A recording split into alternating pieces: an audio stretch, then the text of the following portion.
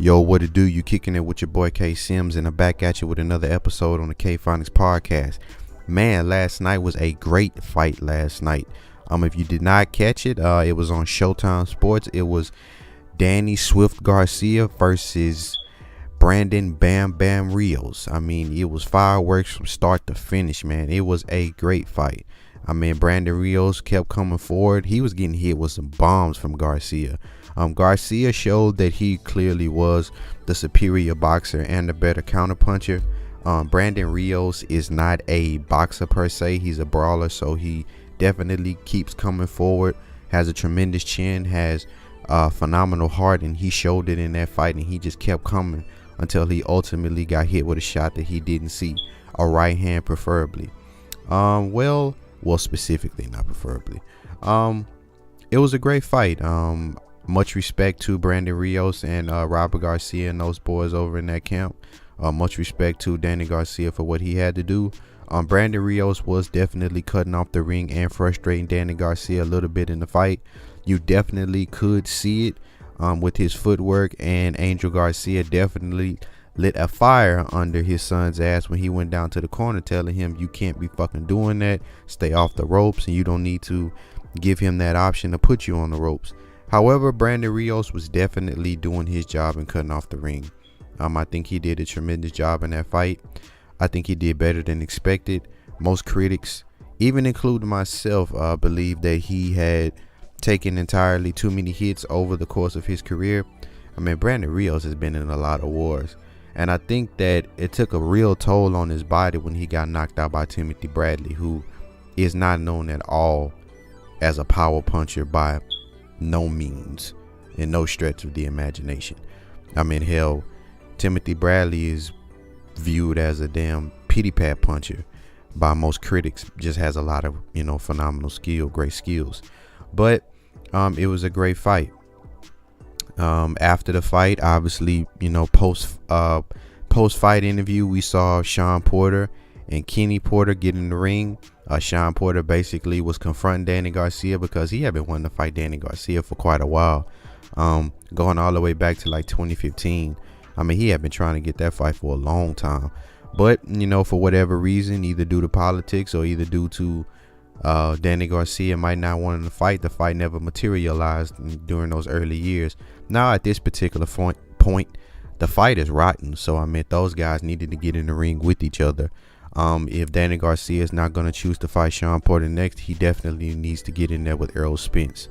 The one thing that I find it funny in the welterweight division is that you got three guys who's practically holding up division because of their egos. Look, Keith Thurman is coming off of an injury. He has two of the belts, so he has much more of a pass per se than Danny Garcia and Sean Porter. Danny Garcia and Sean Porter are both ex-champions. They're not world champions today. Sean Porter lost the IBF belt as soon as he got it. Danny Garcia had the WBC quite a while, but once he stepped up in competition and faced the top welterweight, he lost the belt. So now these guys are basically had to put themselves in a position to be mentioned amongst the top welterweights again. In terms of talent, they were already up there, but in terms of putting themselves back in title contention, they both have done that. Obviously, Sean Porter has done that more so than Danny Garcia because Porter has fought twice to be the mandatory challenger for the WBC belt that Keith Thurman currently owns. Danny Garcia just basically came back, got a fight with Rios as the second mandatory challenger to Keith Thurman's WBC belt. At first, the WBC ordered both of those guys to fight, but for whatever reason, Danny Garcia stated that, it was at a time where he wasn't even worried about boxing. He was during a year-long layoff after he lost the belt with Keith Thurman. He wanted to give his body a rest because he had been the champ for so long, and so he wasn't worried about boxing at that particular moment in time. But it's whatever, man. At this particular point, all these guys need to fight each other. Terrence Crawford, Lucas Matisse,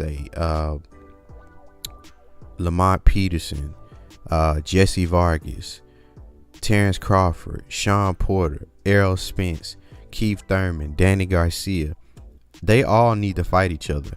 And it's really getting to the point to where it's getting very sickening that these guys are not mentioning all of the champions. You know, everybody wants to fight Keith Thurman, and I get it, he's the top dog, but they're looking at him as somebody who's easy to beat because they've been in there with him, and they see where they went wrong, and now they feel as if that they can get him, especially now since he's injured. They feel like this is the perfect time to get him. But then when it comes to Errol Spence, you know, these guys don't really too much have anything to say, or if they do have something to say, you know, it's very humble and it's not disrespectful. You know, when it comes to them talking about each other, in like who I'm talking about is Thurman, Thurman, Porter, and Garcia. You know, those guys, you know, have a lot of animosity towards each other. But then when it comes to Spence, you know, these guys don't really have no animosity towards Spence. They don't really have any ounce of fortitude when it comes to speaking on Errol Spence or even trying to fight Errol Spence. I mean, it's getting to the point to where all these guys need to be stripped of their credibility if neither of the three steps in there with Errol Spence. And if Errol Spence somehow gets a hold of the WBC and the WBA off of Keith Thurman, Danny Garcia and Sean Porter, and even Keith Thurman after he loses, they all gonna move up to 154. I mean, it's getting to the point to where like I'm losing faith in those guys of even trying to make the division popping or make the division like the best division in boxing. I mean, the division is booming. You got a lot of players in that division. Obviously, nobody's mentioning Terrence Crawford because he's on the other side. You know, he's with Bob Arum. Obviously, Bob Arum and, you know, Al Heyman have a very tumultuous relationship. So we don't know when they're going to make amends and make, you know, A-side fights in terms of bringing to the table Terrence Crawford versus another A-side PBC fighter. I mean, sure, Terrence Crawford has fought PBC fighters in the past, but those particular guys were not A fighters. They didn't demand A side money, and also there wasn't going to be any discrepancy on what network that the fight was going to take place on, since he was facing, like, you know, low level class PBC fighters. The fights were on whatever network Terrence Crawford was signed upon, so it was on HBO at the time. Now, you know, since Bob Arum took his stable and moved to ESPN, and that's what Terrence Crawford fights on, now it's going to be a big discrepancy on whether or not they're going to fight on ESPN or whether they're going to fight on HBO or whether they're going to fight on NBC. So when that time comes, you know, we'll be able to tell. But yeah, man, these guys need to get it together, man. I mean, there's not just one champion in the welterweight division. I mean, there's three champions. There's Keith Thurman, there's Errol Spence, and there's Jeff Horn, which that he's soon to lose, and obviously that build is going to Terrence Crawford. So I mean, Sean Porter and Danny Garcia need to basically get in where they fit in. I mean, look, both of them are not going to get Thurman, so one of them is either going to wait to get Thurman, which one of them probably will, which that probably will be Sean Porter. And Danny Garcia basically needs to get in where he fit in. He either needs to fight Terrence Crawford or he needs to fight Errol Spence. Obviously, it would be much easier to fight Errol Spence because both fighters are under the PBC umbrella, so they're both managed by Al Heyman, so that fight will be a little bit easier to make.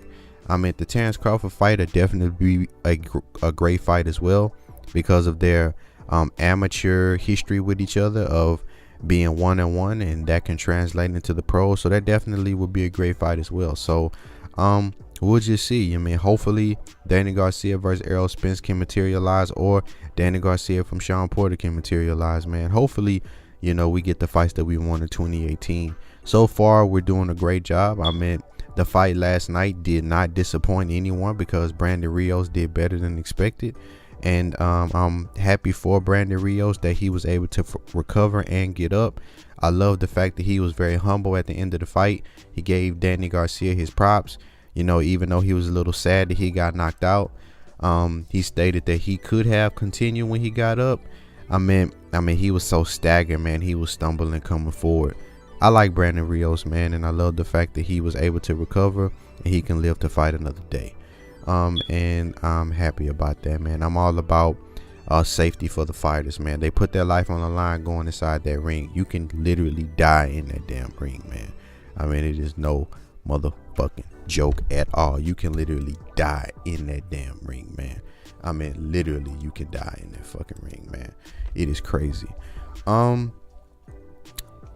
Other news in boxing, obviously Chris Eubank lost to George Groves. I ain't no big Eubank fan, man, so it was only a matter of time before he ran into somebody at that weight division that was, just bigger than him, and he ran into that guy. I'm not really too big on George Groves either. I mean, there was a time where he could have fought Ward. He ain't want it. So I mean, look, it is what it is. I really didn't watch that fight. I heard that Groves won from a unanimous decision. I'll go back and watch that fight and make a video on it next time. But for now, only thing I really wanted to focus on was the Brandon Rios fight. And the welterweight division, how it is booming, and hopefully some of these guys fight each other in the welterweight division. Whoever comes first, it doesn't matter, man. But hopefully we get it done in 2018. All right, guys, peace and love. You can follow me on Instagram _9 Deuce. That's DEUCE.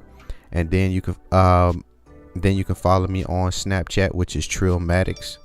And hopefully, man, you guys enjoyed this video. I love you guys. Peace out, one. And real soon next month, I will make a big announcement, so be looking out for that. All right, guys, that's it for today. I'm on to the next one. Peace and love. I'm out.